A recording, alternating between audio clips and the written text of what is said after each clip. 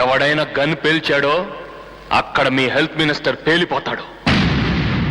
నిన్నటి వరకు జైల్లో ఉన్న నా దగ్గరికి ఇంత డబ్బు ఎలా వచ్చిందని ఆశ్చర్యపోతున్నారా? ఇది మీ డబ్బు, మీ డబ్బు. తీసుకోండి, తీసుకోండి అమ్మా. ఎస్, ఇది ప్రజల డబ్బు, ప్రజల ఆరోగ్యం కోసం ప్రభుత్వం కేటాయించిన డబ్బు. దీన్ని ప్రజలకు చేరకుండా మీ హెల్త్ మినిస్టర్ దాచిన డబ్బు. వాడికి సహాయపడ్డ మీలాంటి వైట్ కాలర్ గాలు దోచిన డబ్బు, మీలాంటి లీగల్ గుండాలు మింగిన డబ్బు, నెల నెల వాడు కక్కిన కూడు తినే నీలాంటి వెన్నుముక్కలేని వెదవలు తిన్న డబ్బు. ఇలా ఎవరికి అందినంత వాళ్ళు దోచేశారు గనుకే ఆసుపత్రి లోపలికి వెళ్తే బెడ్స్ కొనడానికి డబ్బు లేదంటారు, మెషినరీ కొనడానికి సొమ్ము లేదంటారు, ఎమర్జెన్సీ మందులు కొనడానికి నిధులు లేవంటారు. మరి ఇవన్నీ ప్రైవేట్ హాస్పిటల్స్ లో ఉన్నాయి కదా, ఇంత పెద్ద జనరల్ హాస్పిటల్లో ఎందుకు లేవని అడిగితే లోటు బడ్జెట్ అంటారు. What mister health secretary, me department లో 43 కోట్లు లోటు బడ్జెట్ ఉంటే 7 లక్షలు ఆస్తుందని ప్రకటించిన మీ హెల్త్ మినిస్టర్ కి 70 కోట్లు ఎక్కడి నుంచి వచ్చాయి? Come on tell me. So డబ్బు ఉంది, దేర్ ఇస్ మనీ. పెరుగుతున్న మంత్రుల జీతాలు, ఫోన్ బిల్లులకు డబ్బుంది. పిర్రకి ఎర్రచీమ కరిస్తే విదేశాలకు వెళ్లి వైద్యం చేయించుకోవడానికి డబ్బుంది. ఏడాదికి ఒకసారి 750 కోట్లు ఖర్చు పెట్టి ఎలక్షన్ జరిపించడానికి డబ్బుంది. కానీ పేదవాడికి వైద్యం చేయడానికి మాత్రం డబ్బు లేదు. ఏ పేదవాళ్ళకి జబ్బు రాకూడదా? వస్తే వాళ్ళకి చావే సరైన మందా? అంటే ఇక్కడ పేదవాళ్ళకి వైద్యమే జరగట్లేదా? ఇక్కడ ఉన్న డాక్టర్లు అందరూ చెడ్డవాళ్ళని నీ ఉద్దేశం? కాదు, మీలో మంచి డాక్టర్లు ఉన్నారు. కానీ మీ గుండెల మీద చేయి వేసుకొని చెప్పండి, are all of you genuine? డొనేషన్లు కట్టి డాక్టర్ అయి పంటికి బదులు కంటిని తీసిన వాళ్ళేరా? కడుపు నొప్పిని వస్తే కడుపును చీల్చి అందులో కత్తిరులు పెట్టి కుట్టేసిన మేధావులేరా? జనరల్ హాస్పిటల్కి వెళ్ళిన వాళ్ళని ప్రైవేట్ హాస్పిటల్కి వెళ్ళమని బ్రోకర్ కాళ్ళేరా? ఆఖరికి తలనొప్పిని వస్తే కమిషన్ కోసం ఊళ్ళో ఉన్న అన్ని టెస్టులు చేయించుకురామని చెప్పే ఏ క్లాస్ ఏజెంట్స్ లేరా? ఇప్పుడు రోగి తన వ్యాధిని చూసి భయపట్టలేదయా, మీ ట్రీట్మెంట్ గుర్తు తెచ్చుకొని కంగారు పడుతున్నాడు.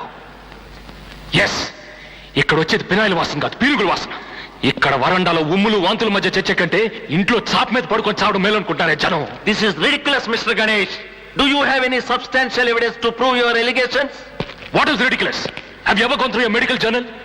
Do you know that 75 crore Indian people are nearly 500 kilometers away from a basic operation table? Do you know that 1 lakh women are dying due to the non-availability of sterilized medical plates to cut their umbilical cords? Do you know that the cost of 1 bypass surgery is equal to 10 years income of an average Indian? Is this enough or do you want more evidence? ఏంటయ్యా పెద్ద సంస్కట్లా డబాయిస్తున్నావు? జనాభా పెరిగిపోతుంటే government మాత్రం ఎంతవరకు పనిచేస్తుంది? అందుకే కదా మేము private hospitals కట్టి మెడికల్ సర్వీస్ చేస్తున్నాం.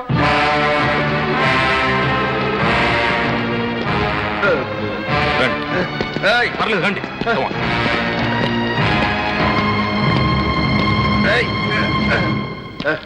ఈయనెవరో మీకు తెలుసా? Doctor Rajagopal, MBBS FRCS. ఇదే సిటీలో మెయిన్ సెంటర్ చూసుకొని పెద్ద ఆసుపత్రి కట్టాడు. 7 అంతస్తుల building, centralised AC, latest equipment. ఏడాదిగో బ్రాంచ్ ఓపెన్ చేసి సర్వీస్ చేస్తాడట. కానీ 2.5 లక్షలు లేకుండా ఎవరైనా ఆసుపత్రి లోపలికి వెళితే బయటకు నెట్టే చంపేస్తాడు. Mister Ganesh, keep quiet doctor Rajagopal. ఆరోగ్యాన్ని అమ్మటాన్ని నీ మెడికల్ డిక్షనరీలో సర్వీస్ అంటారా? సిగ్గులేదు? అసలు ఎప్పుడైనా ఈ తెల్లకోట్ నీ ఒంటి మీదకి ఎలా వచ్చిందో ఆలోచించావా? MBBS చదివితే వచ్చింది. ఎవడబ్బో సొమ్ముతో చదివయ్యా? ఇలాంటి ఒక్కొక్క డాక్టర్ ని తయారు చేయడానికి ప్రభుత్వానికి 12 లక్షలు ఖర్చు అవుతుంది. ఆ 12 లక్షలు ఎక్కడవి? కూలీ నాలి చేసుకునే పేద ప్రజలు, చాలీ చాలిన సంపాదనతో బతికే సగటు మనుషులు 10 పరకా సంపాదించి ఆ డబ్బుతో ఉప్పో పప్పో ఉల్లిపాయ కొనుక్కుంటే అలా కొన్న ప్రతి వస్తువు మీద పన్ను వేసి ఆ పన్ను రూపంలో వచ్చిన డబ్బులో నుంచి 12 లక్షలు ఖర్చు పెడితే ఇడిగో ఈ మహానుభావుడు డాక్టర్ అయ్యాడు. ఇది నువ్వు మర్చిపోతే ఎర్రటి రక్తాన్ని తెల్లటి పాలుగా చేసి పెంచిన నీ తల్లిని మర్చిపోయినట్టే. ముందు మా నాయకుడు ఎక్కడ ఉన్నారో చెప్పు. ఎవరా వాగింది? ఎవరా మీ నాయకుడు? ఒంటి మీద ఉన్న చొక్కా గుండీలు లేవు, కట్టుకున్న పంచకు ఉతుకులేదు. నిన్ను చూస్తుంటే నీ నాయకుడికి జిందాబాదులు కొట్టి కొట్టి ఎముకలు బయటపడి చచ్చేలాగున్నావా? నీకు రోగం వస్తే నీ నాయకుడు ప్రైవేట్ హాస్పిటల్లో చేర్చాడు రా, ఇక్కడ ఏదే జనరల్ హాస్పిటల్ పడేస్తాడు. ఎలక్షన్స్ ముందు వచ్చి చేతికో జెండా జేబుకో 100 పెట్టి గెలిచి అడ్రస్ లేకుండా వెళ్ళిపోయాడు మీ నాయకుడా. ఎప్పుడుగా తెలుసుకుంటారు మీరు? ఎప్పుడు తెలుసుకుంటారు? గాళ్ళు తెలుసుకోరు గణేష, ఆలి జన్మలు తెలుసుకోరు. వీళ్ళకన్నా మున్సిపాలిటీ కుక్కలయ్యం కాదు, భూమి బతుకులు చెడా. నువ్వు చెప్పింది నిజమయ్యా, చాలా సత్యం. ఈ దిక్కుమాల దవాఖాన ఎంతమంది పసిపిల్లల్ని అన్యాయం చేస్తుందో ఈ కళ్ళతోనే చూస్తున్న కొడుక. గంతెందుకు ఈ సంటోడు కూడా రాదు. ఒక కిడ్నీ లేదని వీళ్ళ అయ్యని చంపిండ్రు, వీళ్ళ అమ్మని చంపిండ్రు. ఈ పోరని దిక్కులేనోని చేసిండ్రు గణేష, దిక్కులేనోని చేసిండ్రు. ఈ పిల్లాడే కాదమ్మా, నేను కూడా ఈ ఆసుపత్రి వల్లే అనాథనయ్యాను.